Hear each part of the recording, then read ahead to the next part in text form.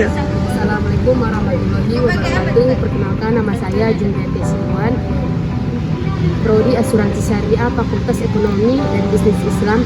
Saya di sini memenuhi tugas etika akademik, yaitu plagiarisme. Jangan lupa ditonton guys. Baik, sebelum memulai wawancara, lebih baiknya abang ini perkenalkan diri. Baik, perkenalkan, nama saya Rofianus Samosir. Saya dari Fakultas Teknik, Prodi Pendidikan Teknik Mesin Universitas Negeri Medan. Apakah abang memiliki pengalaman pribadi atau pengamatan tentang kasus plagiarisme di lingkungan akademik atau profesional Anda? Ya, terkait kasus plagiarisme itu mungkin sering terjadi, apalagi yang namanya kita itu mahasiswa, banyak orang yang ingin secara instan. Artinya kan plagiarisme itu melakukan peniruan secara terang-terangan gitu. Jadi plagiarisme itu sering terjadi di lingkungan kita mahasiswa. Bagaimana pendapat abang tentang pentingnya integrasi? Kalau untuk integritas itu mengenai kasus ini, harusnya kita tidak bisa membenarkan plagiarisme itu ada, karena orang itu kan mengambil karya yang kita buat, artinya disulap dan ditiru, sehingga yang dirugikan adalah kita sendiri. Kita sudah berusaha untuk membuat yang terbaik, orang mengambil dengan seenaknya begitu. Mana pendapat abang menggambarkan perbedaan antara mengutip dengan benar sumber dan plagiarisme? Untuk mengutip sumber dengan benar itu, misal nih kita mengutip sesuatu dari buku ataupun jurnal, itu kan kita tampilkan sumbernya dari mana. Beda halnya dengan kita itu melakukan plagiarisme. Artinya plagiarisme dan mengutip ini kan berbeda. Kalau kita mengutip mencantumkan sumber, sementara kita melakukan plagiarisme, kita mengambil dari sumber, namun itu kita ungkapkan sebagai punya kita. Artinya kita menjudge bahwasanya itu adalah karya kita gitu. Bagaimana pendapat abang melihat peran teknologi dalam membantu mengurangi kasus plagiarisme? Oh ya, sebetulnya teknologi sekarang sudah cukup maju, cukup berkembang untuk mengurangi kasus plagiarisme. Karena udah banyak sekarang bisa cek community untuk mengetahui berapa persentase plagiarisme yang dilakukan. Artinya dosen pun sudah menerapkan itu dalam kalangan kelas atau mahasiswa untuk mengerjakan tugas-tugas. Jadi memang peran teknologi itu sangat membantu. Apakah abang memiliki pengalaman pribadi atau pengamatan tentang kasus plagiarisme di lingkungan akademik atau profesional abang? Ya, berbicara pengalaman mengenai kasus plagiarisme ini kan itu pasti sering terjadi. Artinya kan bahkan ketika kita mengerjakan sesuatu atau memiliki karya, banyak orang yang meminta gitu. Jadi ketika kita tidak memberikan, pertemanan kita gimana? Jadi kita sering mengalami yang namanya kasus plagiarisme ini.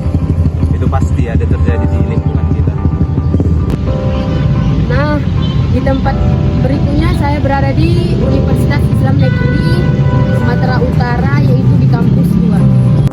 Baik, sebelum memulai wawancara, baiknya abang perkenalkan diri. Baik, nama saya Fahri Husaini dari Prodi Perbandingan Mazhab semester 8. Menurut abang, bagaimana dampak dari plagiarisme bagi individu yang melakukan plagiarisme maupun bagi komunitas akademik atau profesional secara keseluruhan? Menurut saya plagiarisme itu untuk pribadi bisa berdampak buruk, karena akibatnya seorang itu tidak lagi memiliki potensi. Dengan dia terus plagiarisme, dia Bagaimana menurut abang menggambarkan perbedaan antara mengutip dan dengan benar sumber dan plagiarisme?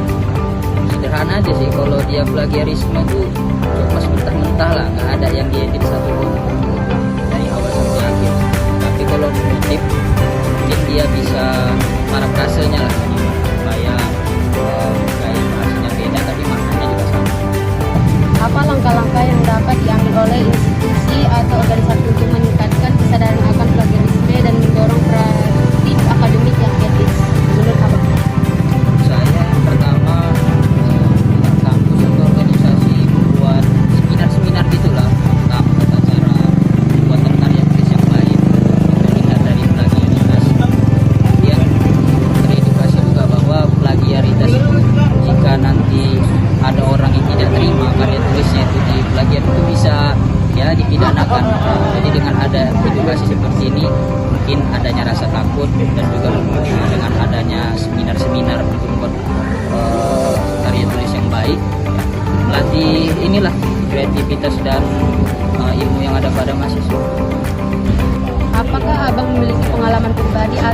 pengamatan tentang kasus plagiarisme di lingkungan akademik atau profesional apa? Kalau di lingkungan kampus mungkin ada ya presentasi makalah kecil gitu. Karena kadang di kampus ini banyak mahasiswa yang paham akan materinya, jadi dia cari nanti di Google atau mungkin dia di BK ya kan, buat karya tulis atau apa, ya udah dicopas mentah-mentah. Ini semua tentu ya berdampak buruk lah bagi mahasiswa, jadi dia tidak memiliki kualitas untuk membuat karya tulis. Menurut Abang, bagaimana melihat peran teknologi dalam bantu mengurangi kasus plagiarisme? Tentu ini sangat baik ya, karena hadirnya teknologi itu ya bisa sebagai pisau sih ya kan, bisa seperti yang baik dan buruk. Saat ini teknologi yang baik seperti Turnitin itu sangat baik lah untuk mengecek seberapa banyak plagiarisme, karena saat ini juga banyak orang-orang yang membuat karya tulis itu menggunakan AI juga seperti ChatGPT dan lain-lain. Tentu banyak yang plagiarisme. Nah, jadi dengan adanya Turnitin itu sangat membantu sekali. Nah, di sini saya akan menyimpulkan apa itu plagiarisme. Plagiarisme itu adalah tindakan memberi ide, kata-kata atau karya orang lain, dan ini juga melanggar etika akademik dan memiliki konsekuensi yang serius. Sekian dari wawancara saya. Wassalamualaikum warahmatullahi wabarakatuh. Jangan lupa di like atau komen ya teman-teman.